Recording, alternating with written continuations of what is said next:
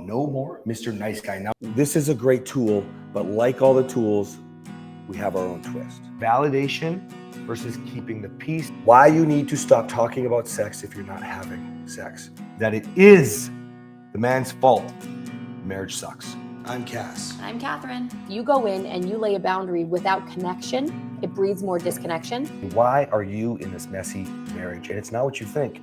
Don't do that, because then that is not authentic. That's fake, and you're trying to be somebody that you're not. You need the foundation to have the intimacy, but right now you need to rebuild the foundation. We're MorrowMarriage. Let's flip divorce statistics with the new marriage. Welcome to the MorrowMarriage podcast, guys. And today I want to talk about No More Mr. Nice Guy. Now, normally, honey, we're talking about Disrupting Divorce, my book, Saving Struggling Sexless and Toxic Marriages. If you don't know, it's available at newrockpress.com/DD. If you're not in the US, you got to go to Amazon. Okay. Just search Disrupting Divorce or my name, Kathryn Morrow. Now, today I want to talk about No More Mr. Nice Guy by Dr. Robert Glover. And the reason I want to do this is because we did an episode where we talked about when is it time to move on. That was our last episode. And I believe that although, and I'm going to talk very wonderful things about this book, okay? It's an integral piece of my work and everything that I do. If you don't know, I can't even tell you how many books, courses, coaches, mentors, therapeutic tools that have gone into our programs, okay? But this is integral because I believe that the nice guy syndrome is a real phenomenon. And I also believe there's a lot of nice girls. And I want to talk about this a little bit today because we talk about moving on and we talk about the highs and the lows. And honestly, let me just explain what I call, it's not in the book, what I call the nice guy triangle. And it's like where you love, you love, you love. Your partner can do no wrong. You put them on a pedestal. You give to get though, right? So if I give acts of service, I give gifts. If I'm available, if I love, everything's going to be okay. I'm going to fix everything until eventually you feel like you're the only one giving. You're the only one trying. You feel lonely. You feel isolated. You feel like it's just not fair. I try so hard and I get nothing in return. She doesn't want me. He doesn't want me. He doesn't respect me. She doesn't respect me. And eventually that turns into where you want to blame them. Right. And so you do this in many ways. If you know me and my story, well, I was about as abusive as they come. I was emotionally abusive, shame dumping, guilt throwing, blame pushing onto Kathryn. Nice. I mean, physically assaulted, trashed the house, and bedroom stuff. Guys, I was like, by the time you get to this, I call that man without power. You just dump it all on your partner. Now there's alternatives. Okay. Some people shut down. Okay. There's various degrees of each, but typically when you even have a conversation, you're blaming your partner instead of taking responsibility for yourself until one day you just go back to the beginning, start over. I love you again. No, you don't need to apologize. It's all on me, And this is really important to understand because when you get into these lows, the part where you feel like you're the only one trying, you don't actually follow through on everything that you're doing.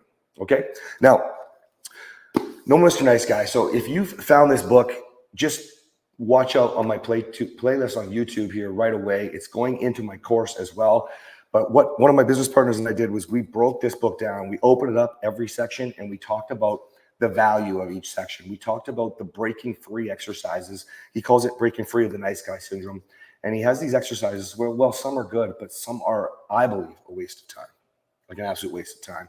And I believe that there's some stuff that he had not figured out yet that I have with my program. And so if you resonate with No More Mr. Nice Guy, I want you to be watching out for that on YouTube. If you're already in my program, it's part of what you're going to get added onto. It's going to go deeper into what you've already learned because I've already brought this book into the program. Now, I want to give people, for the meantime, a practical understanding of the nice guy and where it comes from first, okay?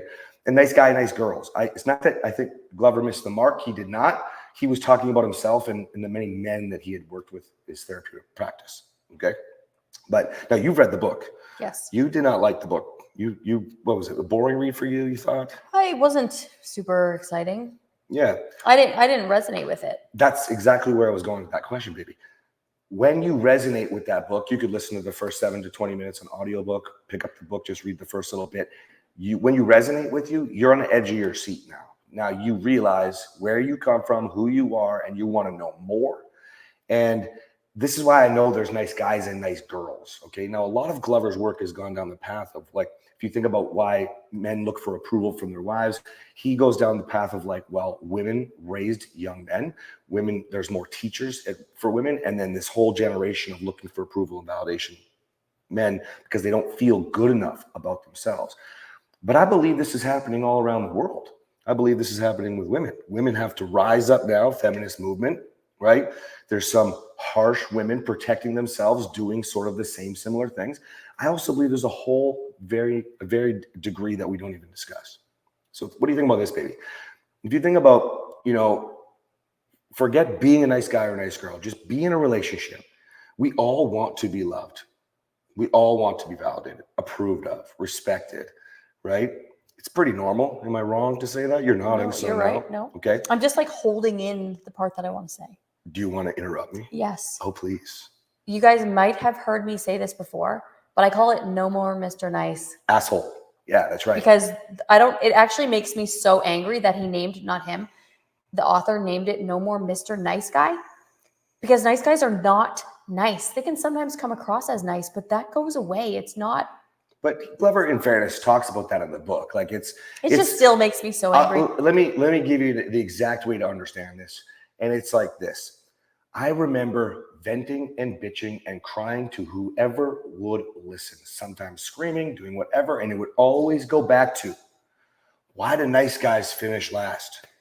Because you think you're sweet. Because of that stage in the triangle that I created where you're giving and giving and giving and putting your partner on a pedestal, you don't realize how much you undermine that with the asshole. So Kathryn's take is it's inappropriate to be called a nice guy or nice girl. If you treat someone even by shutting down, that's cold ass shit. You're not mature with your emotions. You're shutting down. And then you blame your partner. Say, well, I can't talk to them because they do what. And there are actual nice guys and nice girls who this book doesn't apply to because they're just nice people. Now, there's such thing as just nice people, which is not the same as this coined term, nice guys. Yeah. Nice girls. So I just don't like it. Because it wasn't a marketing ploy, I don't think, back then. It was literally guys that just don't feel like they're good enough. And we act like we're nice guys. But again, I want this to go back to men and women, because in a relationship, we do all want to have that love, the validation, the respect. We do want to feel like we're good enough. We don't want to wonder if your partner loves you, if your partner's going anywhere. We don't want to wonder if our family is going to tear apart. We don't want to feel rejected when you start a conversation and they're looking at their phone, or when you want to have sex. You know, we don't want to feel here. Let me just use the sex example. So you try to do some funky stuff in the bedroom, stuff that's a little bit different. Okay. You step out of your comfort zone. Your partner goes, oh yeah, I know, gross. Okay. All of a sudden you internalize that, like you're not good enough to do that thing with. And doesn't matter what example we talk about. This is when you start to shut down or get angry or whatever your degree is. Now, many people will also sabotage. Okay. Let's get to that in a sec. So you meet, super in love. Everything's great. We're just making ourselves available nonstop for each other. And then life happens. So this is really important to understand, because if you look at the book, it's really talking about where this comes from your childhood. Okay. While that's true. Okay. What happens in a relationship is we get busy. We have kids. Life gets in the way. You can't possibly meet each other's needs as fast as possible. Also, you become more open. Let's be honest. There are things that you did in the bedroom that you didn't really like to do in the bedroom, right?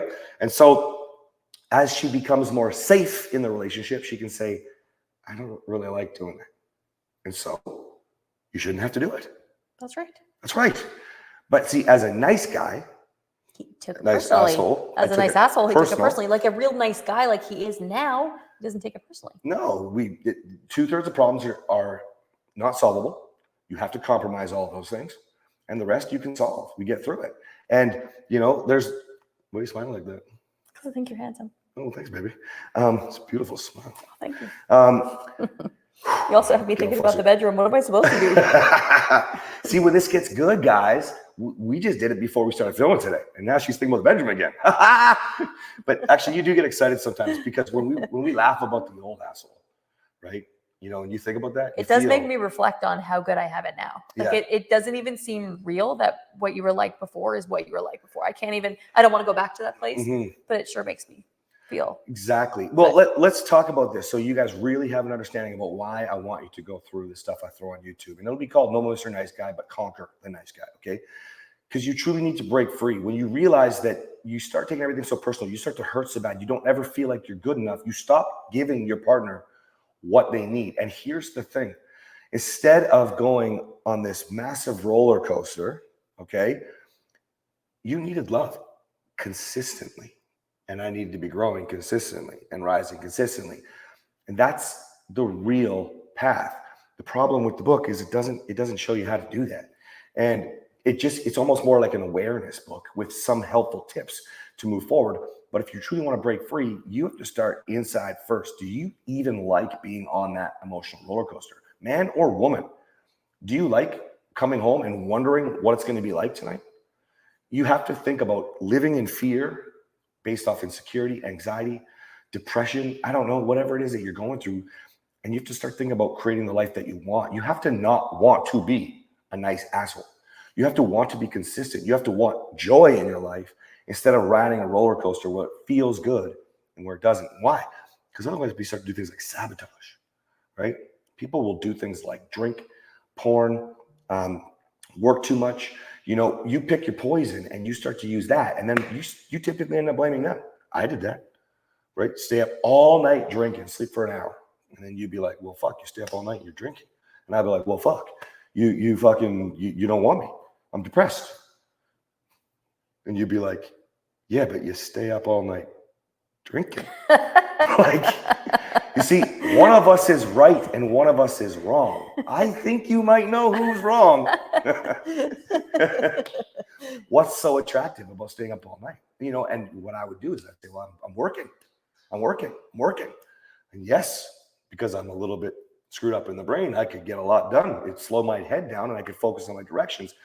Or I could learn how to work effectively with how my brain works, right?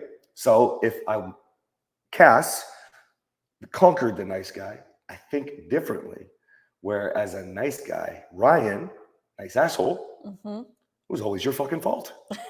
It didn't matter, guys, because even though I was abusive and I was loud and obnoxious and rageful, there was plenty of times where I just shut down. You got to understand, it doesn't matter. Which was also my fault. Of course it was, woman. Like, the thing is, guys, when you understand this, you choose to want more for your life, you can go get it. But you have to understand, you did start this at childhood. So whatever age you are, I talked about this in one of the episodes we filmed today, you got like 40 years or whatever it is of programming. And even if you had the most loving parents on the planet, they couldn't meet your needs fast enough anyway. They just couldn't. They absolutely couldn't. How? It's impossible. Kids need everything right now. Logically, that's not possible. 2, multiple children. Look the fuck up. Okay? 3, life getting in the way of everything. Even your parents trying to love you, the best parents on the planet. Kathryn did not have a terrible upbringing. Okay? But the thing is, even in a relationship where your needs aren't being met, you do start to pull back. The defensiveness that Kathryn always describes as one of her hardest things to work on, right? That's still coming from being in that triangle at some point. Why? Because we can all be loving, empathetic, compassionate, making our partner feel safe. We're going to do that in the next episode. But like, everybody needs it. And when you have that, you're more open to meeting your partner's needs. And when your partner's needs are met and your needs are met, everybody feels pretty freaking happy. And connected. Right? We got to go. Okay. See you guys next time. Bye.